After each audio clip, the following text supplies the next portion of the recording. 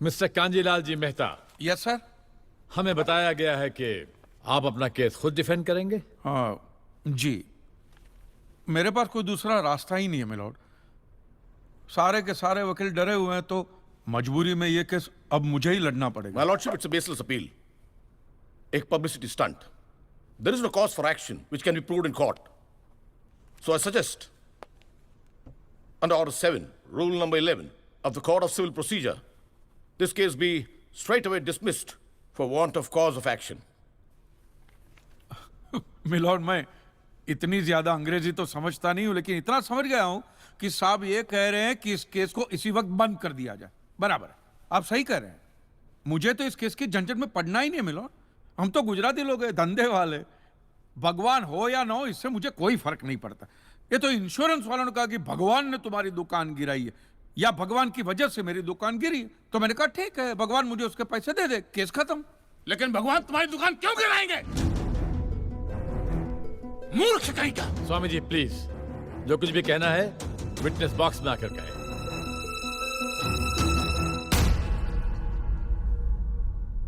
एतस्य पातिकीं क्षम्यताम्, एतस्य पातिकीं क्षम्यताम्। ईश्वर इसके पापों को क्षमा करे। भगवान तुम्हारी दुकान क्यों गिराएंगे? मैं भी तो वही कह रहा हूं, भगवान मेरी दुकान क्यों गिराएंगे? उनको तो बहुत और भी इंपॉर्टेंट काम होते होंगे। तो आप ये इंश्योरेंस वालों से कह के मेरे पैसे दिला दीजिए, बात खत्म हो जाती है। इंश्योरेंस कंपनी भी आपके पैसे क्यों दे? इंश्योरेंस के टर्म्स एंड कंडीशंस पर आपकी साइन है। Exhibit number 1 sir. बस तो मिलोड, फिर मुझे भगवान को ही पकड़ना पड़ेगा। तो फिर बुलाइए वो राम जी, शिव जी, गणपति, जिससे भी आपकी पटती हो। कीजिए हड़गुम्बा बड़गुम्बा तांडव बिंडो करके उधर। मूर्ख! मोक्ष की प्राप्ति होती है तभी भगवान मिलते हैं। तेरे जैसे तुच्छ मनुष्य के लिए भगवान धरती पर नहीं आएंगे। होंगे तो आएंगे ना महाराज। अरे क्या इतना लाखों का टर्नओवर है आपको, और थोड़ा ही सेटलमेंट करना, कर दीजिए। मैं तो कैश डिस्काउंट भी दूंगा। सच। I object my lord. भगवान की सेवा कार्य को धंधा कह रहे मिस्टर कांजी, बिजनेस? हाँ, ये बिजनेस ही है मिलोड, बिल्कुल बिजनेस है ये। किसी भी धर्म स्थल पे जाइए तो सबसे पहले पार्किंग का पैसा दो, फिर वो छोटी लाइन, स्पेशल लाइन में खड़े रहने का पैसा, फिर फूल, चद्दर, कैंडल खरीदने का पैसा, और दान पेटी बिल्कुल मूर्ति के सामने ही रखते, जैसे सर झुका पैसा डालना पड़ता है। और ये लोग तो भगवान के प्रसाद के लड्डू का भी पैसा लेते हैं मिलोड। जिस तरह म्यूजियम में मोम का पुतला दिखाकर पैसे लिए जाते, बस मंदिर में पत्थर का पुतला दिखाकर पैसे ले लेते। और पुजारियों की तो सैलरी भी होती है, इनकी छोटी है, उनकी बड़ी है। और आपको तो इनकम टैक्स में भी बेनिफिट है कि नहीं है, है? तो फिर इसमें सेवा कहां से आए? और मिलोड, ये तो ऐसा धंधा है जिसमें कभी भी रिसेशन नहीं आता। नहीं, उल्टा रिसेशन में तो इन लोगों का धंधा डबल हो जाता है। हे भगवान, भाई भगवान, हो भगवान। रिलैक्स।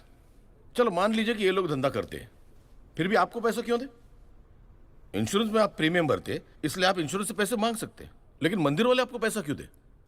क्योंकि मैंने इनके मंदिरों में भी प्रीमियम भरे हैं महाशय। What nonsense! ये मुझे विश्वास था, आप मेरी बात का विश्वास नहीं करेंगे, इसलिए मिलोड में सारे प्रूफ साथ लेकर ही आया। ये देखिए, ये सब रिसीट मिलोड उस प्रीमियम की है जो मैं पिछले 18 सालों से भरते आ रहा हूँ, मेरी वाइफ के कहने की वजह से।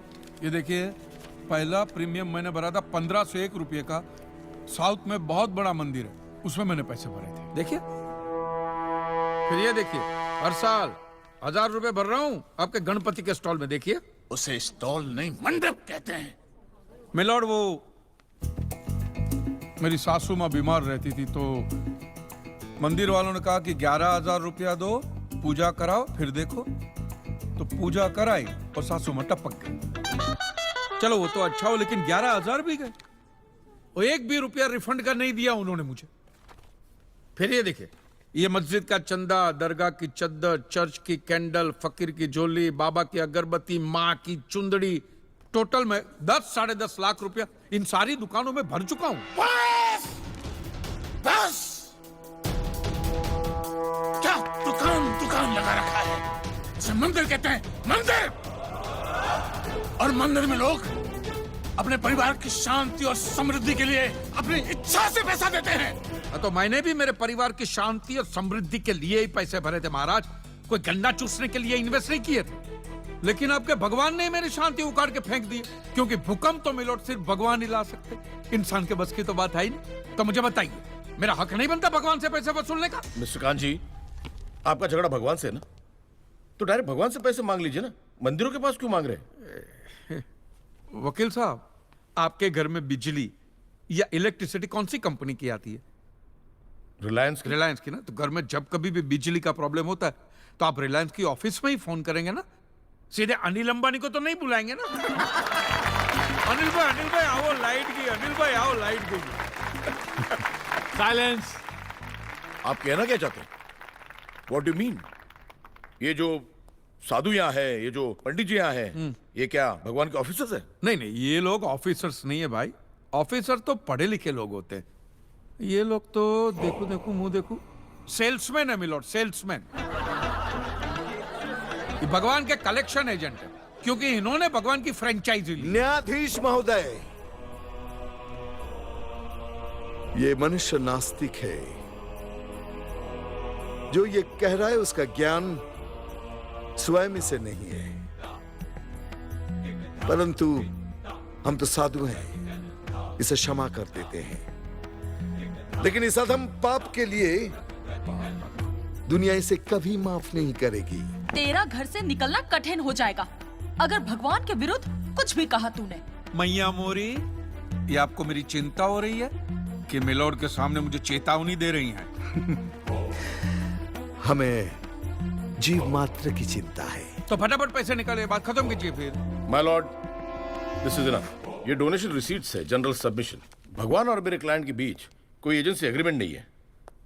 कांत जी बेतु की बात कर रहे हैं, इतनी छोटी सी बात के लिए भगवान पर केस नहीं हो सकता। छोटी बात मिलोड, ये छोटी बात नहीं है। वो दुकान मेरा सब कुछ है, मेरी रोजी रोटी, मेरे बीवी बच्चों का सहारा वो दुकान है। और एक एक रुपया जोड़ के दिन रात की मेहनत के बाद मैंने वो दुकान बनाई थी। आज वहां पे सिर्फ जमीन का टुकड़ा रह गया है, वो भी कोई लेने को तैयार नहीं है।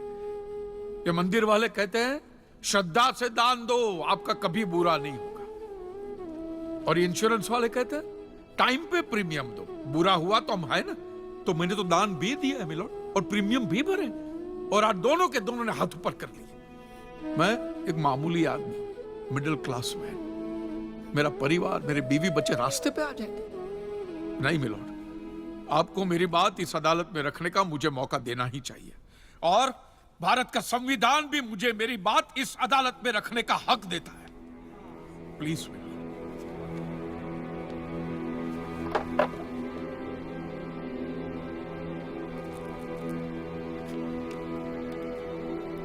एक मिडिल क्लास बिजनेसमैन के लिए 1 करोड़ रुपए बहुत बड़ी रकम होती है, और खास तौर से सवाल जब उसके सर्वाइवल का हो। इसलिए यह अदालत कांजीलाल जी के मुकदमे को एक्सेप्ट करती है।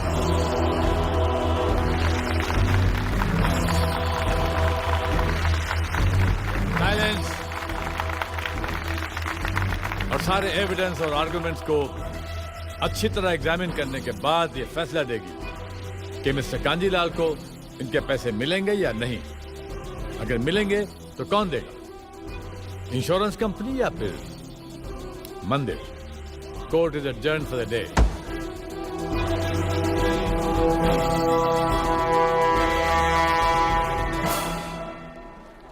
रुकिए महाराज।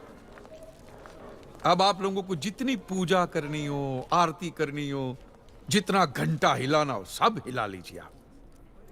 आपके भगवान ने मेरे अकेले की दुकान गिराई है ना, तो अब मैंने अकेले ने उसकी सारी दुकानों पे ताले नहीं लगवाए ना महाराज, तो मेरा नाम भी कांजी लालजी मेहता नहीं। और ये मेरी आप लोगों के लिए कोई चिंता फिंता नहीं, खुली नंगी चेतावनी। यस।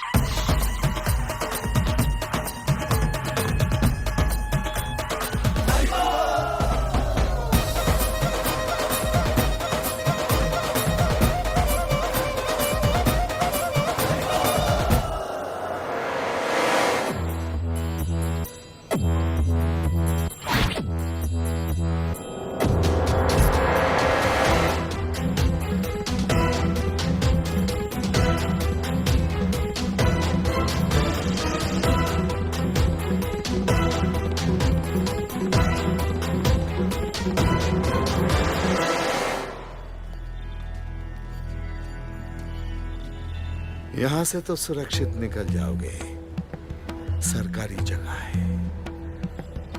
इन लोगों से कैसे बचोगे?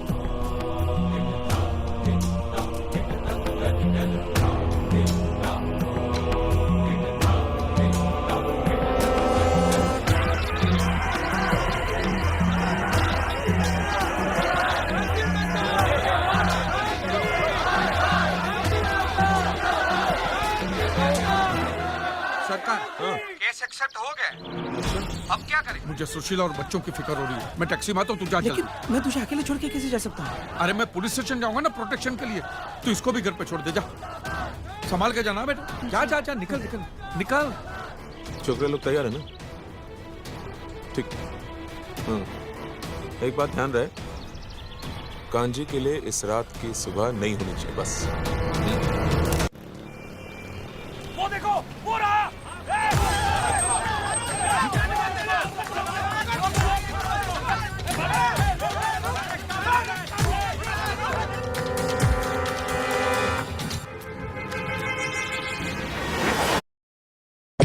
Music!